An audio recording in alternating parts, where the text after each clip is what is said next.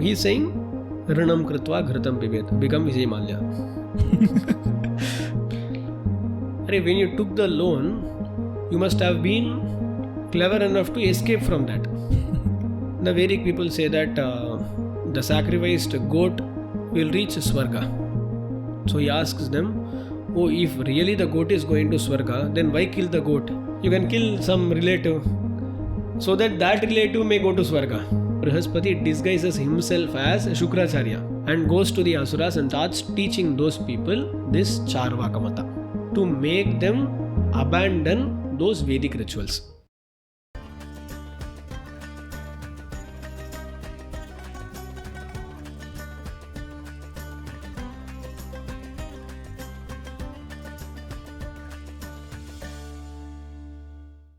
Srimate Ramanujaya Namaha. Welcome to another episode of Svairālāpam. In this episode, we are going to start a new series in which we are going to discuss about various Indian darshanas. And the first darshana that we are going to speak about is Charvaka darshana. For the lack of a better word, I would be using the word philosophy to denote darshanas.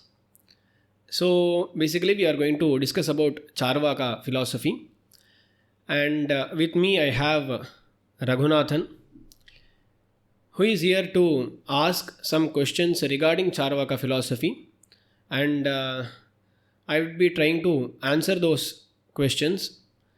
The intention of this series is to make people understand what our Indian darshanas are really about. We have a plan to have Vishishtadvaita darshana in the end of this series, after we have gone through all these darshanas, so that we can understand what makes Vishishtadvaita great. Let's start with Charvaka darshana, and let's welcome Raghunathan. Swami, Attain Ramanujadathan. Attain Ramanujadathan. Swami, in the previous videos, we gave a good introduction about Dvaita, Advaita and Vishishtadvaita. And now I am very happy that we are entering into the discussion about the other darshanas as well.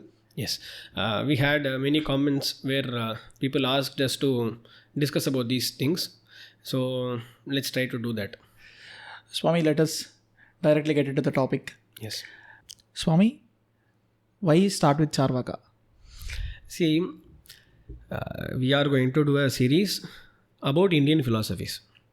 Usually Indian philosophies are categorized into two. The Nastika darshanas and the Astika darshanas. We have to understand what Nastika darshana means. We see people understanding the word Nastika as a person who doesn't believe in God. But in Shastras, even in Vyakarana, that is grammar and all, it has been explained that the word Nastika denotes a person who doesn't believe in the existence of Vedas or the authenticity of Vedas and other Shastras. So anyone who believes in Vedas is Astika, and anyone who doesn't believe in the Vedas is called Nastika.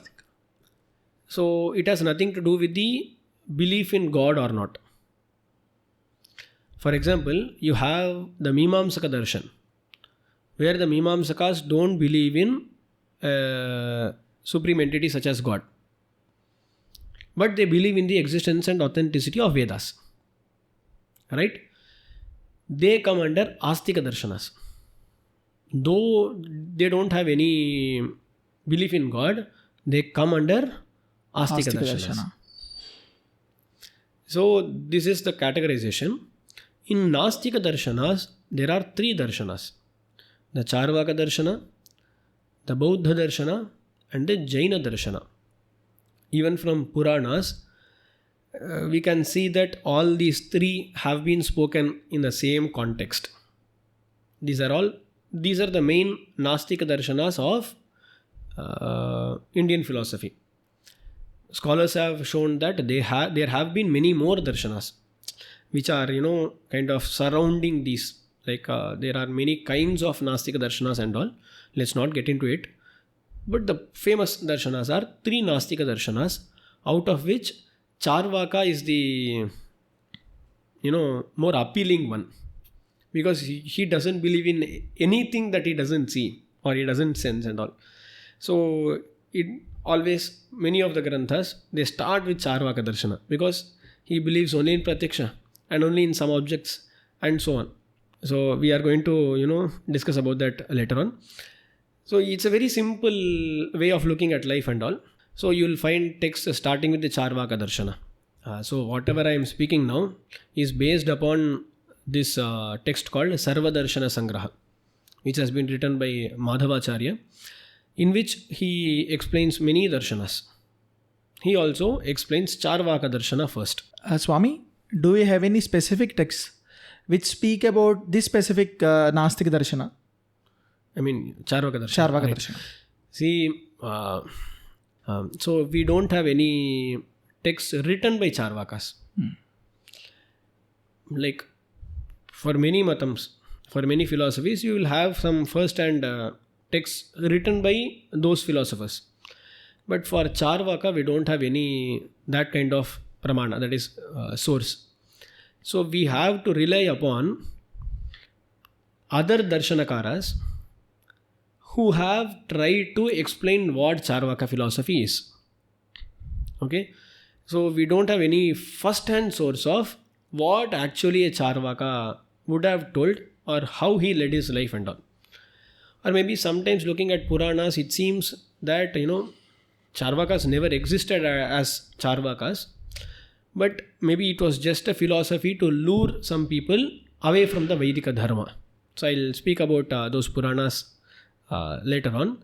But so we don't have records of someone being or living like a Charvaka and a text written by a Charvaka. Maybe there could have been people, but we don't have very specific records. So you have people like Ajit Keshakambali and all. They have been spoken about, but we don't have much information to know how they actually lived, what they actually preached and all. Very little amount of sources to really understand what they were. So what does the term Charvaka mean? The meaning of the word Charvaka can be derived in 2 ways. One is Charuhu Vakaha Yasya Saha Charvakaha. Basically, a person with very attractive speech. Charuhu means beautiful, sweet, attractive and so on. So basically his speech is very attractive. It is attractive to the masses, right? When someone speaks in a very materialistic way, everyone will be attracted towards that. So that is the reason behind the word Charvaka. That is one thing. So the second meaning is the one who chews. I mean, Charvanam. He, basically what he does is, he doesn't agree upon the Vedas. He doesn't agree upon the existence of things like space, etc. So he is basically chewing away at many pramanas and many objects. So he is called Charvakaha. Charvati iti Charvakaha, you can say. So these are 2 meanings that we can derive from the word Charvaka. And also there is another name of Charvaka which is called Lokayata. The philosophy is also called Lokayata philosophy. Lokayata matam dese. Lokaha means the world. Ayatam means which is widespread. So which is widespread in this world is called a Lokayata. Basically most of us are materialistic in a way, right? So this matam is also called Lokayata matam. So it is called Charvaka matam, Lokayata matam. And the people who follow are also called Charvakas or Lokayatikas. Lokayatikas they are called. Swami, in the previous video, you said to understand a philosophy, we need to understand 3 things in that philosophy. One will be Tattva, the other will be Purushartha and the Hita. So, what is Charvaka's Tattva? Okay. So we had spoken about Tattva Hita Purushartha. But before understanding Tattva Hita Purushartha, there is something else. That is called Pramana. You must first understand what Pramanas he accepts and then you must go to Tattva Hita Purushartha. Because what is pramana? Pramana is the source of true knowledge. Okay. Usually in Indian philosophies, you will find that there are 6 pramanas agreed upon by many people. I mean, there are varied perspectives regarding this, but usually you will find 6 pramanas. That is Pratyaksha, Anumana, Shabda, Upamana, Anyathanupapatti, Anupalabdhi. These are the 6 pramanas. Not everyone agrees upon everything. Each person has their own view. Okay, like Vishishtadvaitins, we believe that only 3 pramanas exist. In the Advaita Vedanta, you will find that they believe in 6 pramanas. Okay, we must make a different video regarding these pramanas. Okay, basically, pramana is parama karanam pramanam. You must have heard the word bhramaha. Bhramaha is illusion. The right opposite of that is called prama. Prama is right knowledge. Any source that leads to right knowledge is called a pramanam.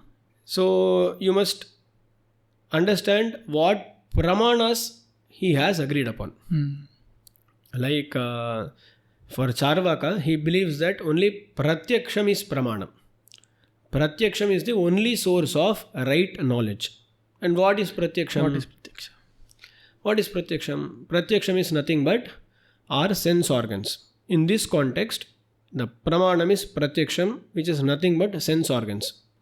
So whatever you get to know through your sense organs, that is right knowledge.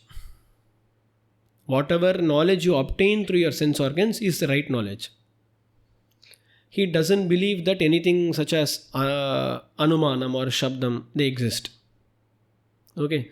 So for him, he'll believe in only those things which can be sensed or perceived through sense organs. You'll find these arguments in your daily life also. People ask, have you ever seen God? Or have you ever heard God speak? So have you ever touched him? So people believe only in what their sense organs perceive. So basically he believes in the existence of only Pratyaksha Pramana. And he doesn't even believe in Anumanam. Anumanam is the second Pramana, which is basically inference. Like you see smoke far away. When you see smoke, you can get to know that there must be fire there. And you surely know that there is fire there, right? So by seeing smoke, you got to know about fire. What you did there is inference. You inferred the existence of fire through smoke. This is how Anumana works. But Charvaka, he doesn't even agree upon the existence of Anumana. And he has a very good argument. Always there is something called Vyapti, which is needed for inferring something. Like what is Vyapti? Vyapti is a relationship between two objects. Such as in the example I told, there is smoke and there is fire. And there is a relationship between fire and smoke. You know that there is no smoke without fire. So there is a relationship between smoke and fire. You surely know that smoke never is alone. I mean, it doesn't exist without fire. So this is a relationship. But what Charvaka argues is that he says, see, some person is a forest dweller. Whenever he has seen fire, he has seen smoke with it. Whenever he has seen fire, he has seen smoke with it. Now, when he sees fire in a gas stove, he now infers that there must be smoke. Is it right? No. Because sometimes fire does exist without smoke. Smoke doesn't exist without fire, but fire does exist without smoke. But for him, whenever he has seen fire along with smoke. So he'll infer that even in a gas stove there must be smoke. But is it right? No. So there will always be one place where this rule may not apply. Like whenever you have seen that smoke is with fire. Maybe there is one place where there is smoke without fire. You cannot have traveled to every place in this world. You cannot have seen every smoke in a way. So how can you be so sure that if there is smoke, there will be fire? So basically he argues that inference is also not possible because there is an assumption that we make. You have seen 4 places where you have seen that smoke doesn't exist without fire, and now you have decided that smoke never exists without fire. So he says that assumption is wrong. So he believes that only Pratyaksham is Pramanam. It's the only right source of knowledge is perceiving through your sense organs. Okay. So his Pramanam is just one. There are some people who believe in Pratyaksham and Anumanam, some darshanas. You have darshanas such as our darshana, where we believe in Pratyaksham, Anumanam and Shabdaha.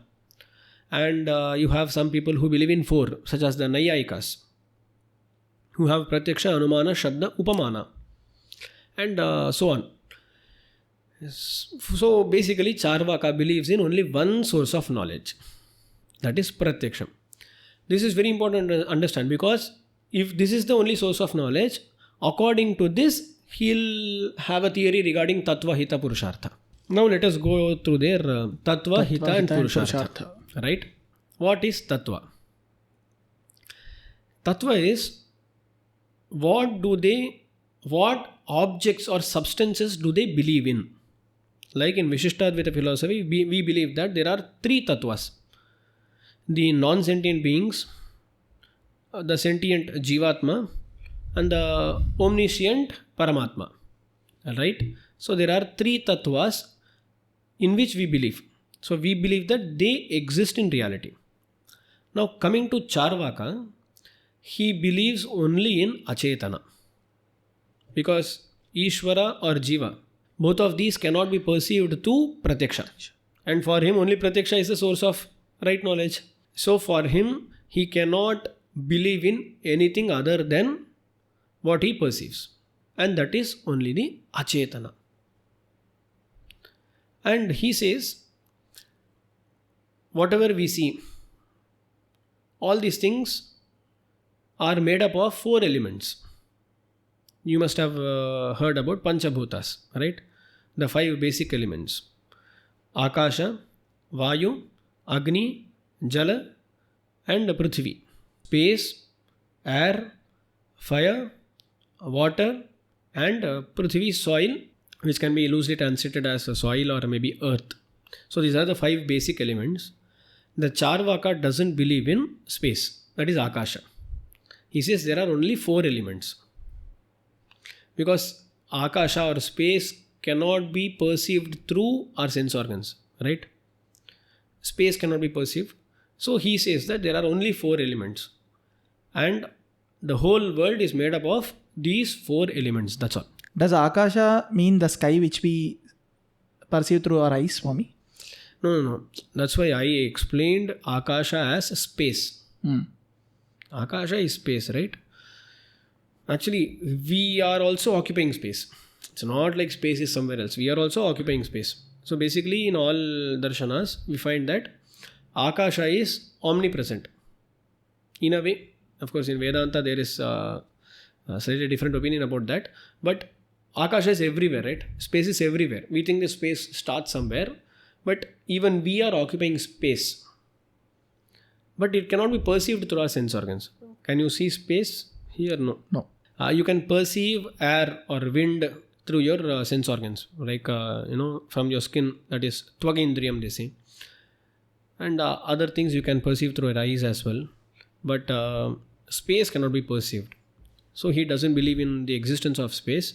He just says there are 4 elements which make up the whole world. And now the real question is, where does consciousness arise from? Okay, like there is this wall. The wall is not speaking. The wall doesn't have consciousness. But we as humans have consciousness. and maybe animals and all, they also have a kind of consciousness or a different level of consciousness. Where does that consciousness arise from? Usually the other darshanas, the Astika darshanas, they explain this through the existence of Jivatma. Right? But Charvaka has to explain it through other means. So he has a drishtanta, that is an example through which he explains this. He says, Kindvadibhyo madashaktivat. See, you have grapes or also some other fruits. When they are made to go through a process, they become alcoholic in nature. Grape juice is not alcoholic, but when it is passed through a certain process, or it is made to go through a certain process, it becomes alcoholic. Right? In the process, somewhere in between, it became alcoholic. Similarly, when these four elements come together in a certain process, consciousness arises. Once they fall apart, like when during death, the consciousness just vanishes. That's all. So basically what he is saying is, during birth or maybe conception, when these elements come together in a unique way, consciousness arises. And during death, the consciousness just vanishes. Okay?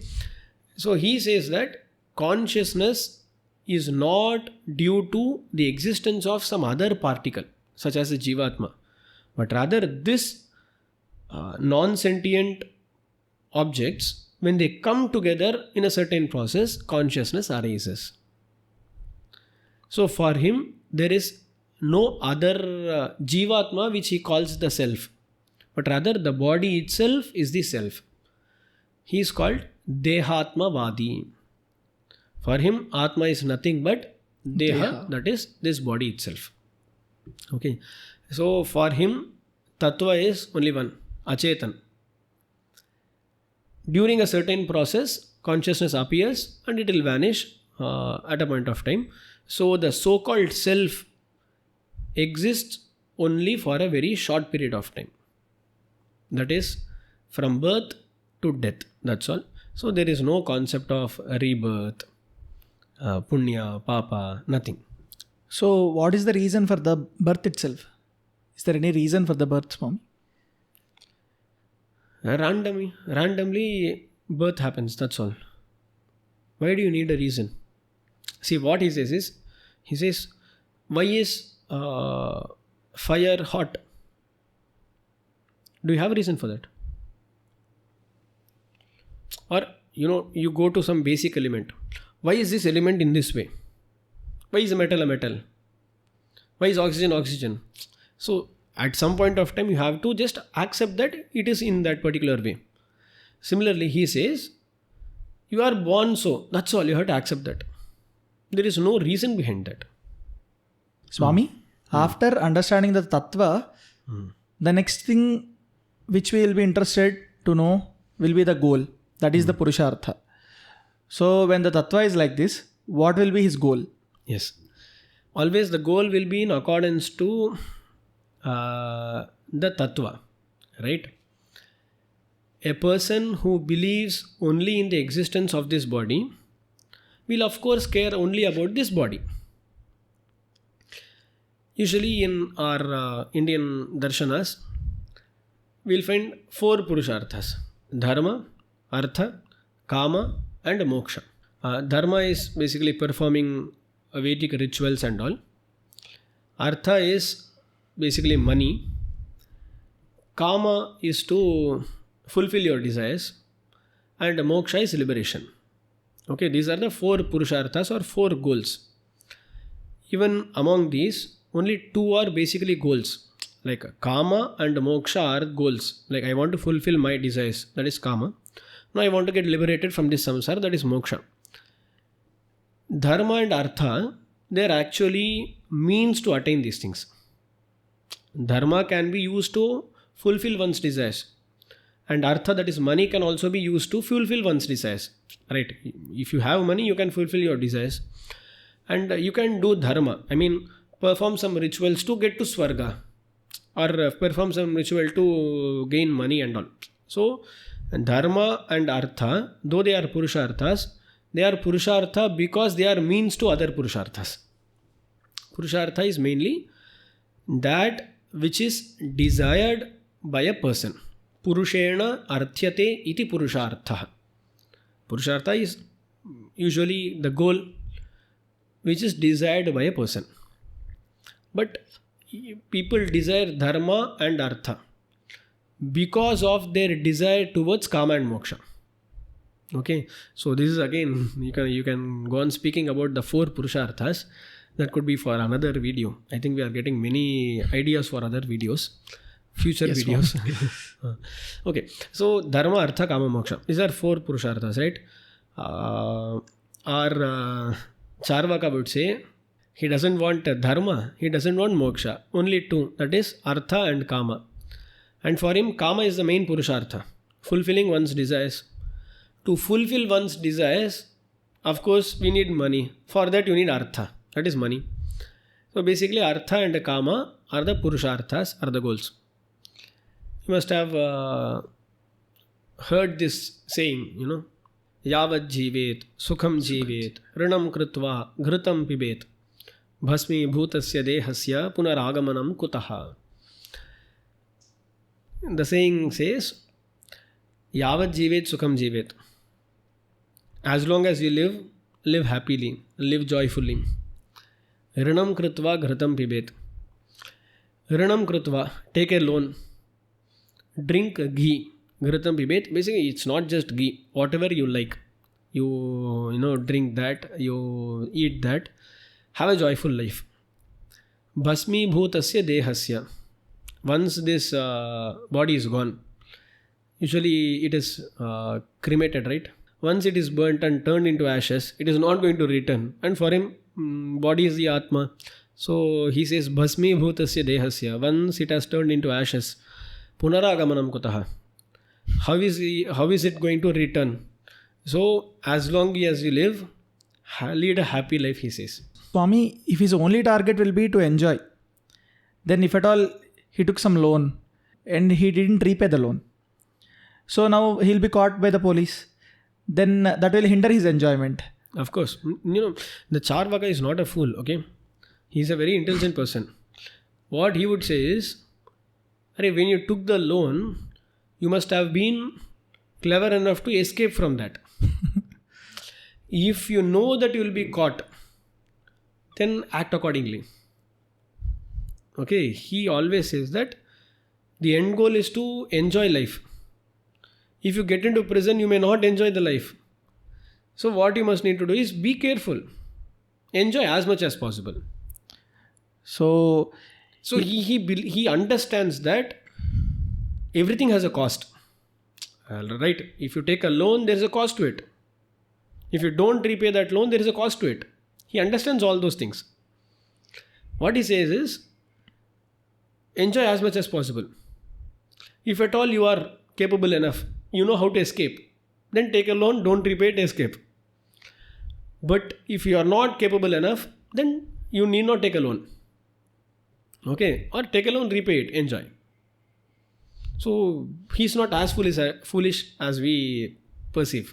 So if you are capable enough to escape, you can take a loan, you can enjoy and try to escape as much as possible. Yes, like you have some businessmen who live in UK and all, right? And they took loans, they couldn't repay it, they just escaped. And they are living a happy life now. Correct. It's not that they are, not leading a very great life. They are leading good lives, right? So this is very interesting for me. Yes. We can try it for sure. We must not.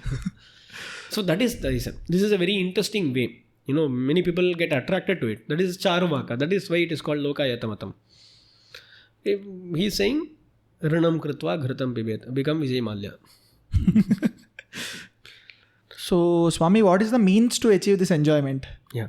See, Tattva Hita Purushartha, right? We have seen Tattva. What his concept of reality is. And what is his end goal, then how to achieve that goal. As told before, money is one way to achieve desires.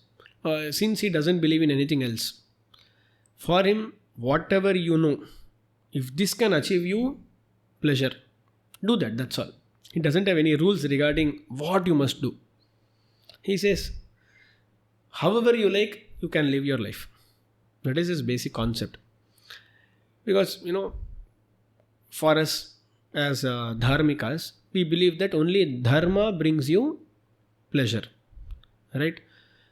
But we in the world see that there are people who perform many dharmas, but they end up suffering.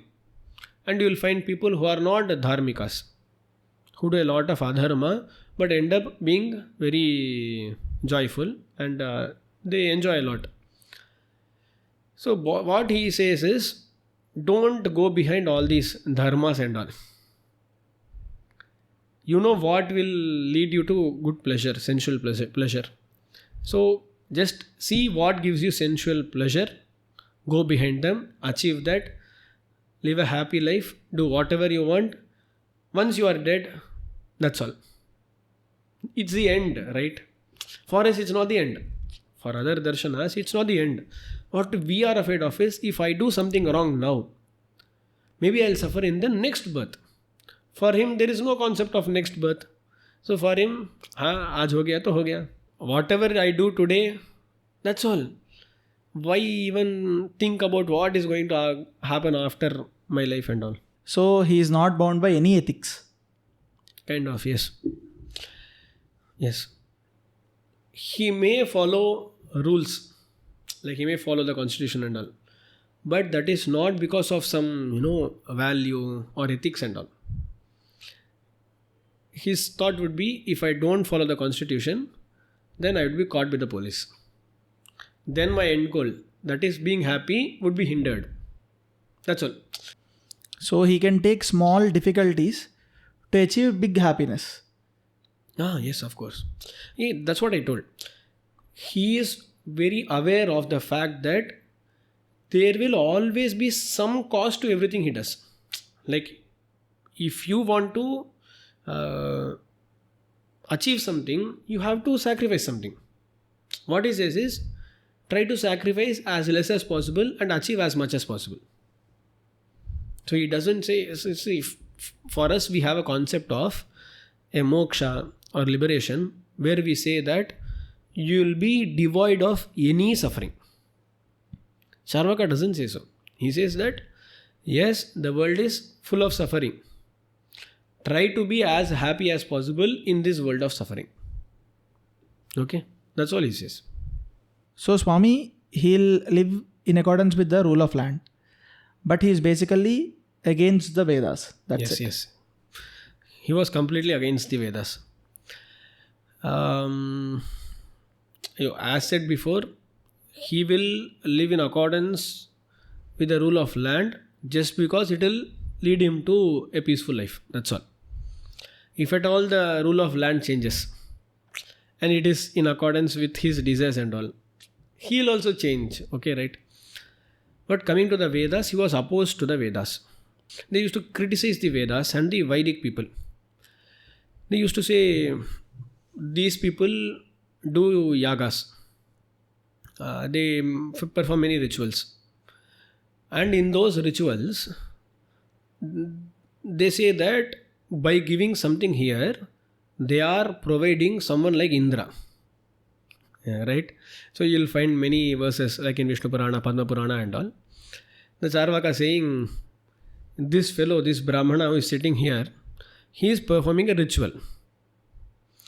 He is performing a ritual, and whatever he is offering, something such wheat and all, man, that is the thing which is being given to Indra. He says, the Lord of Devas, the Indra, if he is going to eat things such as this, man, even a cow here is better. Of course, whatever you are giving, and that too you are giving into the fire. whatever you have given, it must have been burnt, right? And if that goes to Indra and that is what he has to eat, then it is better to be a cow. So they have these kind of arguments, and they even joke. They say these people give offerings to their pitras. They say their ancestors are there in Svairālāpam and they offer food from here. He jokingly says, man, first you give someone who is upstairs. If you are staying in your room and there is someone upstairs, first try giving someone upstairs food by being here without moving. You can't even do that. You are going to offer someone who is in Swarga, right? It is not at all possible. And he says, some people offer things for other people while they are moving from one loka to other loka. No? He says, why, if you can give people who are moving to other lokas from here, why do you pack up tiffin and all while you are moving? You can just tell someone to give food from their house, like a transfer and all. So basically he argues that you can't do this small thing. You are trying to offer to people who are in other lokas. Okay. And he also says, while offering things such as goats and all, while they are sacrificed, the Vedic people say that the sacrificed goat will reach Swarga. So he asks them, if really the goat is going to Swarga, then why kill the goat? You can kill some relative so that relative may go to Swarga. That is something good, no? So these are kind of arguments. There are many shlokas quoted in Sarva Darshana Sangraha and even in Vishnu Purana, Padma Purana and all. I have not quoted the shlokas because, the same content is there in the shlokas. I try to explain. So they were against Vedas. And they also say there are many mantras in Vedas which seem to be meaningless. And there are contradictions. And many more things. Many more critiques of Vedas are done by the Charvakas. And so he says, don't believe in the Vedas and don't believe in these people who follow the Vedas. So they were dead against the Vedic people. So we must understand that a person who calls himself a Hindu, or leave the word Hindu, a person who tries to be a Sanatana Dharmi cannot identify himself as Charvaka because they were dead against each other. A Sanatani can never be a Charvaka because Charvaka basically opposed everything. So one reason for this video is also that we see a rise among youngsters who say that I am a Charvaka. It was an Indian philosophy, right? But they were dead against Sanatana Dharma, right? So I wouldn't encourage any youngster to start recognizing as a Charvaka. And if he's a real Charvaka, then it will lead to a very unethical way of living, which is not good for anyone. Not good even for a society. So it is an Indian philosophy, but not a Hindu philosophy. The word Hindu is very, controversial and it is subjective, right? The word Hindu just means the people from this particular area. If so, then you may call even a Charvaka Hindu. Even a Buddha would be a Hindu, right? Some people say no. The word Hindu can be seen even in the Shastras, they say. But many of ancient scholars haven't ever quoted those kind of verses. And even in texts such as Vachaspati Mandal, the word Hindu has been quoted, but the pramanas that have been quoted there are also called apramanam. They are not pramanam. So I am not very sure about the word Hindu being of our language, Sanskrit language. Even if so, going by that definition, there are some people, there are some politicians who claim that the word Hindu is of Indian origin. Like even in Shastras, you can find the word Hindu. Those people those people who live in the region between Himachal and the Sindhu. I mean, Sindhu is the sea, Indian Ocean. Between that, those people who live, they are called Hindus. This is one way that politicians have been speaking, and there are some scholars who quote those verses. But many scholars that I have talked to don't feel that these are pramanas. But again, even going by those verses, those who follow the Vedas are only Hindus. So I am not very intent upon not terming Charvaka Hindu or terming a Charvaka Hindu. Surely he is not a Sanatana Dharmi. Okay, that's all. He cannot be a dharmic person. Swami Devari said that this is not a Vedic philosophy. But Adiyan heard that the founder of this philosophy is Brihaspati, who is the guru of Devas. So then this will be a Vedic philosophy. There are two things that I want to explain here. One is the founder of this philosophy is said to be Brihaspati. I'll explain what has been told in Puranas.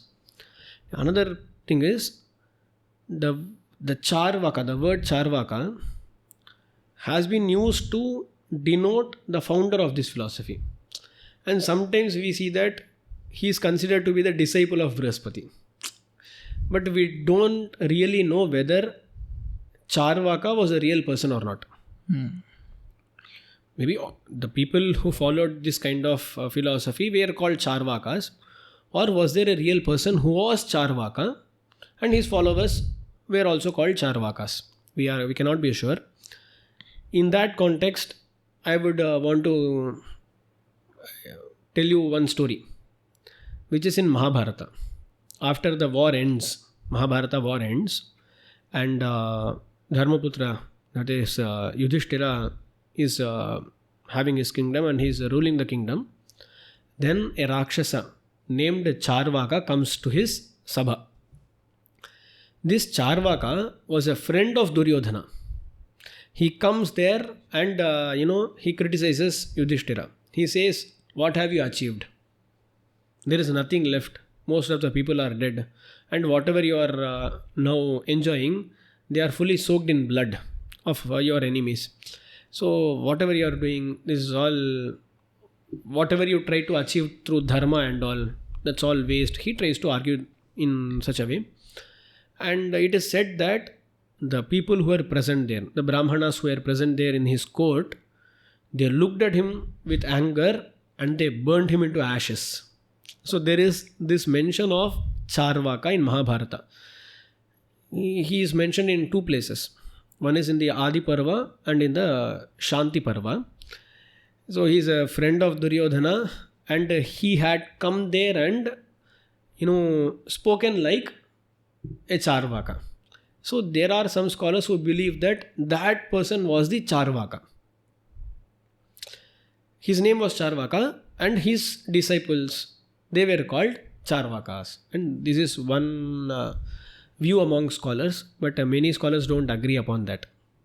He was just one person who was called Charvaka. Maybe he had some views which were like the views of Charvaka, but he is not that founder kind of guy. Okay, that is one thing I just want to mention here. So let's come to the Brihaspati question. Brihaspati is the preceptor of Devas, Guru of Devas.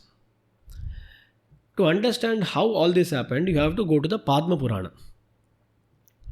In Padma Purana, that is Padma Purana is also called Padma Purana, Padma Sambandhi Padma. So there is this story in Padma Purana. There is this prolonged battle going on between Devas and Asuras. Devas would win sometime, Asuras would win sometime. You'll find that Hiranyakashipu, Mahabali, and so on, many Asuras, they used to rule for a very long time. At one point of time, what happens is the Devas become very powerful. They start ruling the three worlds. Trilokyam, it is said, three lokas. Bhurlokaha, Bhuvarlokaha, Suvarlokaha. Suvarloka is basically Swarga. So they start ruling the three worlds. And till then, even the Asuras used to perform all these Vedic rituals and all. what Devas do is they also, take away those yajnas from asuras. Maybe it means that the asuras could not perform yajnas anymore. And so at that point of time, all the asuras, they are afraid of Devas, and they go to their guru, that is Shukracharya. Devas guru is Brihaspati, and the asuras guru is Shukracharya. They go to Shukracharya and they say, no, we are afraid of Devas and all. And the Devas come there. They see Shukracharya and they are also slightly afraid. But since they have confidence, they are ready to attack. At that time, Shukracharya says, let's not fight now. We, the asuras, will all sacrifice our weapons, will not fight with you. And he tries to make an agreement between Devas and asuras. In the meantime, what he plans to do is, he wants to, please Lord Shiva, and he wants to gain a boon from him. So, till then, he tries to have a pact between Devas and asuras. He says, I am going to please Lord Shiva, I am going to do some vrata and all. In the meanwhile, he wants these people to be peaceful. So Shukracharya leaves. Shukracharya leaves for his penance to please Mahadeva, that is Shiva. And he for thousands of years is in penance. In that time, what happens is, the Devas, they break their pact and attack asuras. Asuras now cannot go to their Acharya, that is Shukracharya. So what they do is, they go to his mother, Shukracharya's mother, who is Bhrigu Patni.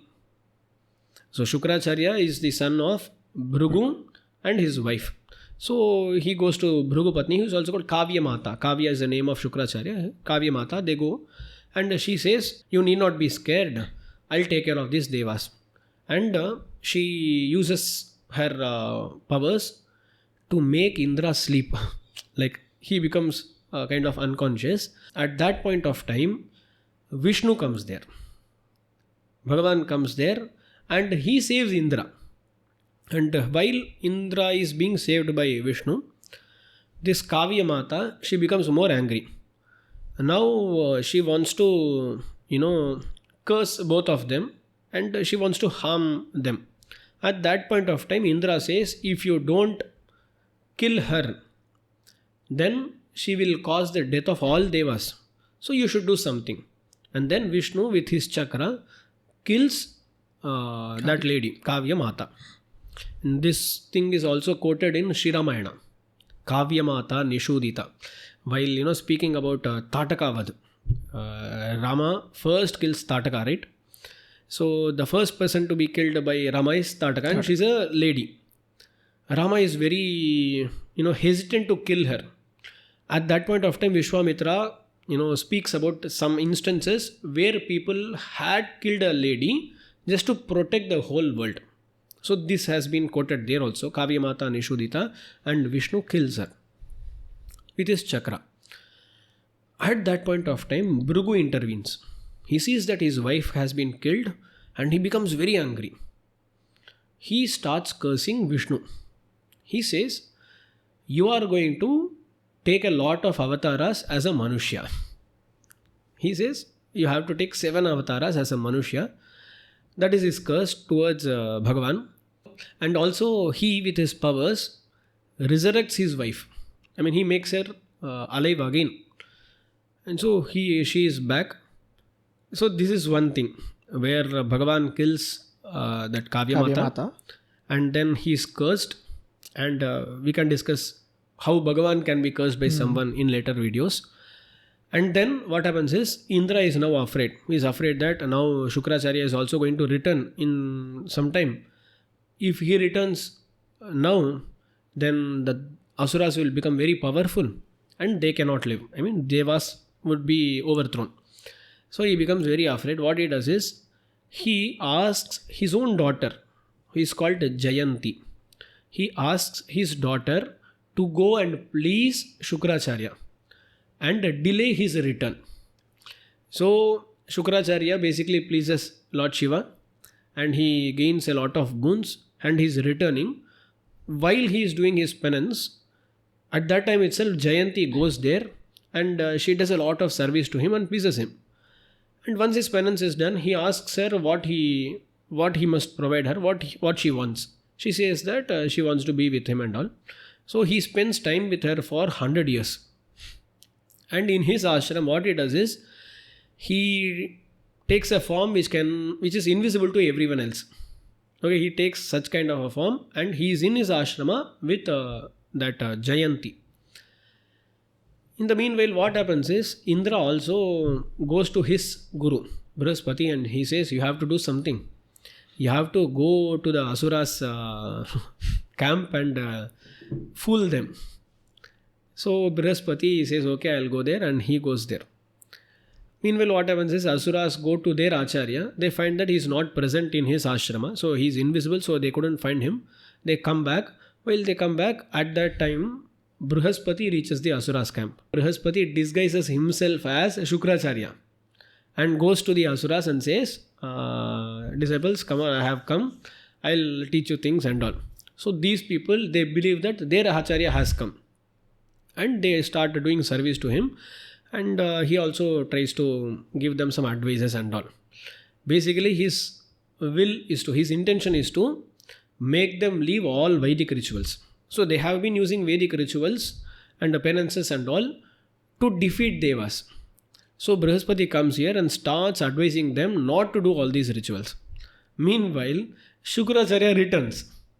Now Shukracharya comes, he sees that Brihaspati has disguised himself as Shukracharya and preaching his disciples. So Shukracharya, the real Shukracharya, becomes very angry.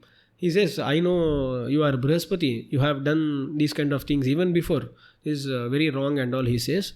Brihaspati again says, no, you are the duplicate Shukracharya, I am the real Shukracharya, and there's a conversation that goes on. What happens in between is, the Asura has to choose now. There is Brihaspati who is disguised as Shukracharya, and there is the real Shukracharya. For them, this person has been with them for a long time now. So they chose to stick with him. And they say this is the duplicate one. The real Shukracharya to be the duplicate one. The real Shukracharya, he becomes very angry. And he curses them.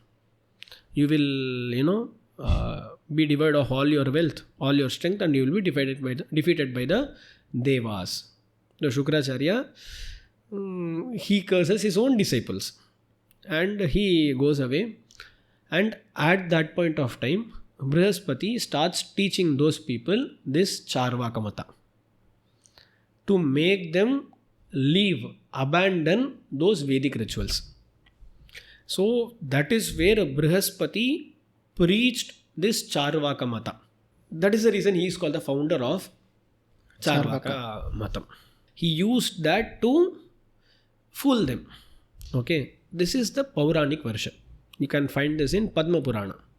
Padma Purana in Srishti Kanda. In some books it is in the 13th chapter of Srishti Kanda. Okay. There you can find all these stories. And there is also this story in Vishnu Purana. Similar story. After he starts preaching this, he says that these devatas, these rituals, they are all of no use. Do you think Brahma is going to give you moksha? Or do you think Vishnu is going to give you moksha? No one. These people are not going to give you anything. And he says, whatever rituals you are doing, they are all waste. Whatever yajnas and all you are doing, they are all waste. There is a lot of harm involved in those rituals. So you must not do this. And all, he advises a lot. And they believe that this is Acharya, he is advising us, so we'll do that and all. In between, they come and ask their Acharya, we want someone whom we can follow. And at that point of time, Bhagavan sends a person called Maya Moha. Bhagavan creates Maya Moha. So it is also considered that Bhagavan himself came as Maya Moha because he created that Maya Moha. And that Maya Moha comes in two forms. Once he comes with a peacock feather in his hand, with white robes and all. So it is more like the Jain kind of person. He comes and he preaches the Jain philosophy. The Asuras went to Brihaspati and asked, they want someone to follow. So at that point of time, Bhagavan sends Maya Moha. Maya Moha comes and tells Brihaspati, that is, who is enacting as Shukracharya, that I'll take care of that. We both can achieve what we want. And then Maya Moha preaches them the Jain path. And Maya Moha goes to some other Asuras. He now becomes like a Buddha with red robes and all.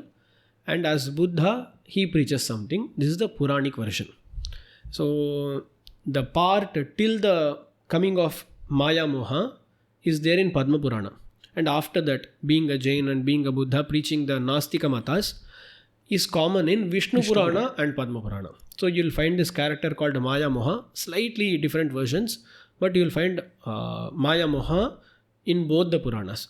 So the Puranic view of Buddha and Jaina is that to make the Asuras abandon Vedic rituals, they were created by Vishnu himself. So this is a Puranic way. We are not trying to, show someone in a bad light. Just we are telling how the Puranas look at these matas. So Charvaka, Jaina and Buddha, they have always been spoken in the same context. That's one thing which we can find in all the Puranas. Okay. Swami, I again have heard that there is a rishi in Sri Ramayana who is an Nastika. Is that a fact, Swami? Yes, I think you are referring to Jabali. In Ramayana, when Bharata goes to the forest, that is a Chitrakuta, where Rama is residing, to bring him back to Ayodhya. That's when Bharata takes along with him the whole army, all the ministers, such as Vasishtha and all, his mothers and all. So everyone is present there, and everyone is trying to convince Rama to come back again. In that particular context, there is this rishi who is called Jabali, who speaks like a Nastika. He says that, why are you going behind something called Satyam and all? These are things which don't really yield any result and all. So he tries to argue through a Nastic viewpoint. So basically what he is saying is, why do you need to follow all these dharmas? Everyone is asking you to come and enjoy being a king. Why would you not choose that? So basically he speaks like a Charvaka. Okay, does that mean that there was a rishi who was a Charvaka? That is a real question here. Okay, no. What happens is, once Jabali speaks in this way, Rama gets really angry. First, he's kind of like, maybe Jabali is speaking to convince us. Priyakama Artham, he starts. But as he thinks about that and he answers his questions, Rama becomes really angry. He starts blaming even his father. He says, how can my father accept this person into our court? A person who is a complete Nastika into our court. So he even becomes angry towards his father also. And he also says, Yatha hi choras tatha hi buddha tathagatam nastikam. So he says, like a chora, like a thief is Buddha. And similarly, a Nastika Charvaka also. Basically, a thief is a person who, takes away something and says it's not there. So Buddha is also telling that all these things, they are not existing. And similarly, Nastika, he is also basically saying that the Atma doesn't exist, Paramatma doesn't exist. So he is no different, and you must not be speaking these kind of words and all. Rama becomes very angry. At that time, Jabali again tells, it's not that I am a Nastika. Sometimes I use the Nastika arguments to convince people.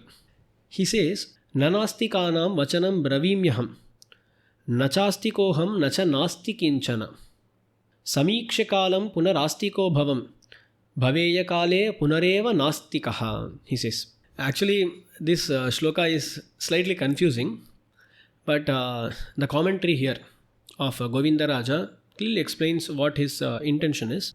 He is clearly not a Nastika because Uvacha Satyam Punarastikam Vachaha. There is this saying. He again speaks Astika Vacha.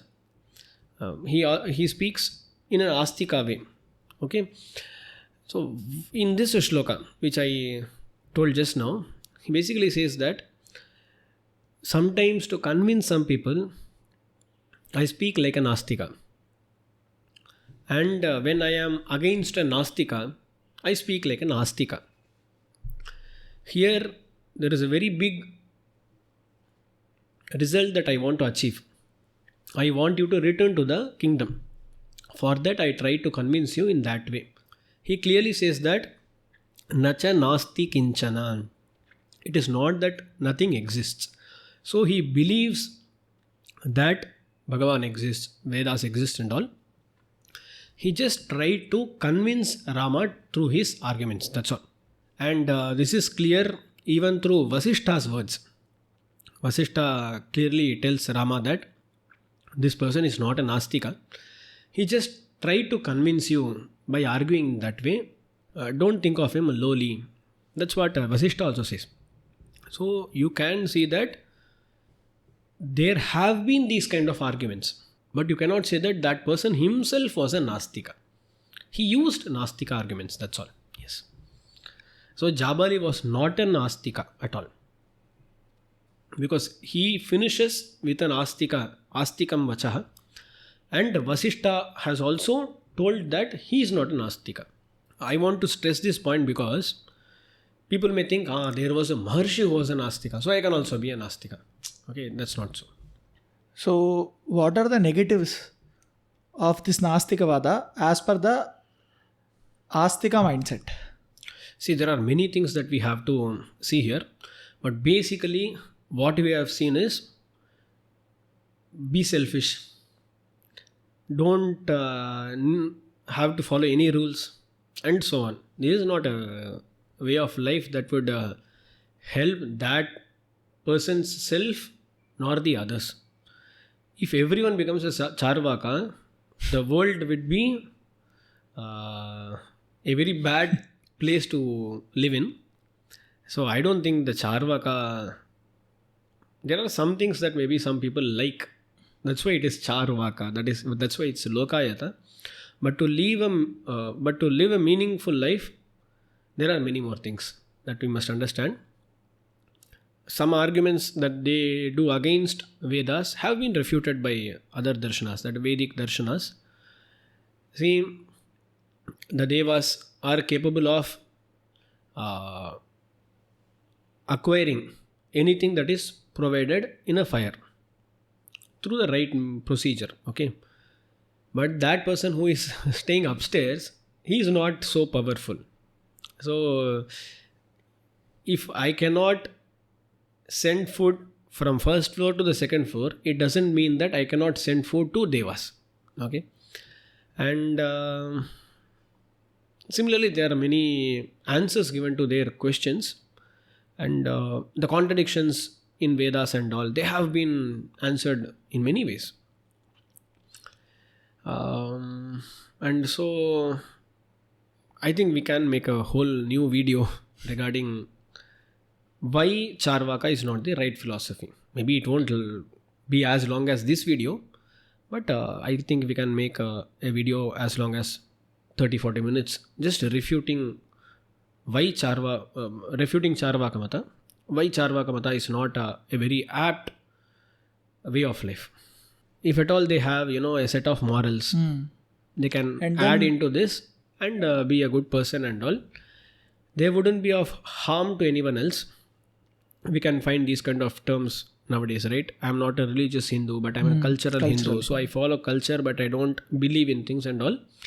They are not harming others in a direct way. But as a dharmika, as a religious person, I wouldn't subscribe to their views, or I wouldn't encourage our youth to follow those kind of philosophies. Yes. Swami, thanks a lot for this wonderful session about Charvaka philosophy. And in future, as you said, let us try to make one more video refuting the Charvaka Siddhanta if possible whenever you get some time. Yeah, we'll try that. Basically, this series is to just know the various philosophies. Maybe after finishing all the philosophies, we can make a video refuting what are some aspects that need to be refuted. That can be a video for future. I would want to make one point here. While listening to this philosophy, many of you could have been attracted towards that philosophy, but this session is not to make you attracted towards this philosophy, just to understand what kind of arguments have taken place in ancient India, and then all these videos will culminate in one video where we are going to understand why Vishishtadvaita Siddhanta would be the Siddhanta, the right one. So this is not to attract people towards Charvaka, but to give a good understanding of the Charvaka philosophy. And it may have seemed that I was supporting Charvakas. Of course, you will always find in our texts that while you are speaking about the Purvapaksha, they always make that Purvapaksha as strong as possible and then they refute that. Sometimes you will find that even that Purvapakshi himself wouldn't have thought about all those nuances. The people who want to refute that, they make it so strong that it will feel as if it is irrefutable, and then they refute that. So in that way, I was supporting Charvaka, not that I am interested in it or I wanted you to be interested in it. We have a lot of ideas regarding what to do in future. So please stay tuned. Let's meet in another video. Srimate Ramanujaya Namaha. Srimate Ramanujaya Namaha.